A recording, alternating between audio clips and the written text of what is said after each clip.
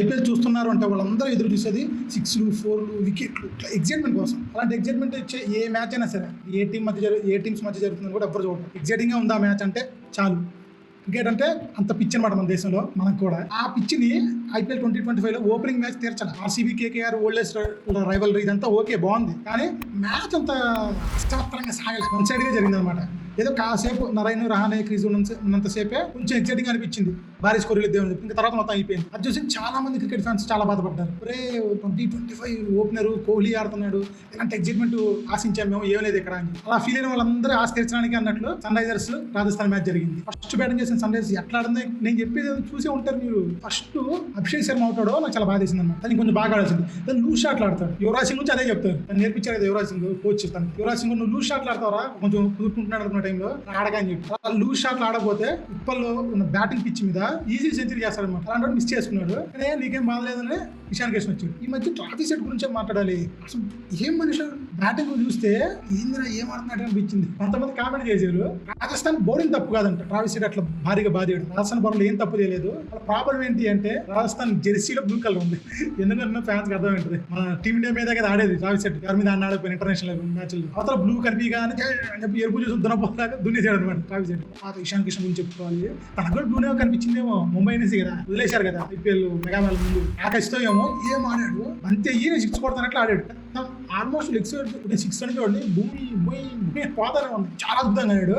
మేడిన IPL century చేయడం అనేది నేను చాలా అవుతుంటాం ఉన్నది, కానీ అది గుర్తుంచుకో. ఎన్నిసార్లు ముంబై ఇండియన్స్ వైపు కూడా ఇషాన్ కిషన్ ఎన్నిసార్లు విధ్వంసక ఇన్నింగ్స్ ఆడాడు, 80s 50s సూపర్ గా ఆడాడు, కానీ సెంచరీ లేదు. అసలు నేను అది ఊహించలేదు అనమాట. ఈ ప్రోసెస్ కొట్టే ఉంటుంది అనే ఇదిలోనే ఉన్నా. సెంచరీ లేదు. సెంచరీ అది కూడా సన్ రైజర్స్ డెబ్యూలో కొట్టాడు.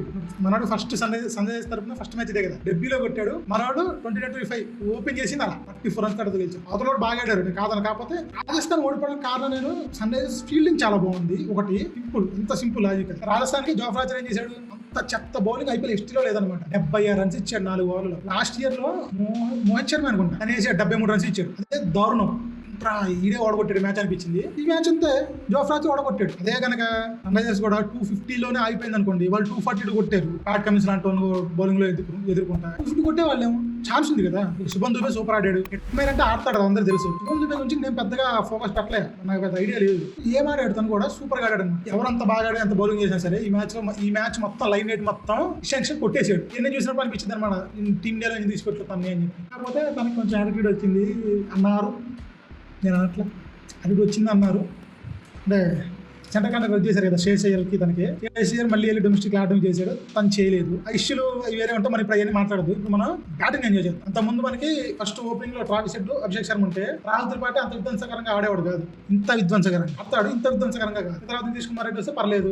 మన అంతకుముందు మయాంక్ అగర్వాల్ వచ్చాడు మధ్యలో. మయాంక్ అగర్వాల్ అట్లా ఆడతాం అందరూ తెలుసు, మంచి ప్లేయరే కాదంటే అట్లా. కాకపోతే ఇలాంటి బ్యాటింగ్ లైనప్ లో తన సూట్ కాడు. ఎస్ఆర్హెచ్ స్కూల్ ఆఫ్ బ్యాటింగ్ ఏంటి అంటే ముందు బాధి, తర్వాత 6 by 4 అని చూడు. వాళ్ళు అవుట్ అయిపోయి 6 by 10 వచ్చి ఇది ఎస్ఆర్హెచ్ స్కూల్ ఆఫ్ బ్యాటింగ్. వచ్చామా బాధామా అంతే. అలాంటి చోట మయాంక్ అగర్వాల్ అంటే సూట్ గాడు. అది ఇప్పుడు తెలుసుకున్నారనమాట. ఆ ప్లేస్ లో మనం ఇషాన్ కిషన్ ఆడడం ఎంత కష్టం ఇక్కడ కనిపిస్తుంది. చూడండి మనకి 1 to top 5 అందరూ కూడా భారీ హిట్టర్లు. అనికేత్ వర్మ గురించి పెద్ద ఐడియా లేదు మనకు. అభినవ్ మనోహర్ పర్లేదు, రీసెంట్ గా డొమెస్టిక్ కూడా బాగానే ఆడాడు. అనికేత్ వర్మ కూడా ఒక 6 కొట్టాడు, బాగానే కొట్టాడు. రెండోది కూడా పోయిద్దంటే పాలేదు. తన గురించి చెప్పలేదు, నేనేం చెప్పలేను, కానీ అభినవ్ మనోహర్ కూడా పర్లేదు. సో మనకి 1 to 5 హిట్టర్స్. 6 నాకు తెలియదు, 7th ఆడగలడు. ఫిబ్రవరి 1-2 6 కొట్టాలంటే కొట్టగలడు వచ్చి అభినవ్ మనోహర్. తర్వాత ప్యాట్ కమిన్స్ వస్తాడు. ప్యాట్ కమిన్స్ కూడా కాంట్ అవుట్ 6 కొట్టగలడు. మనకు కూడా ఆశించి ఉన్నాయి ఐపీఎల్ లో, అది మర్చిపోకూడదు. సో మన బ్యాటింగ్ అనేది సూపర్ గా ఉంది. బౌలింగ్ లో కూడా మీ ప్యాట్ కమిన్స్ బాగానే ఉన్నారు. ఈ లెక్కన మనం ఈసారి గట్టిగా ఉన్నాం.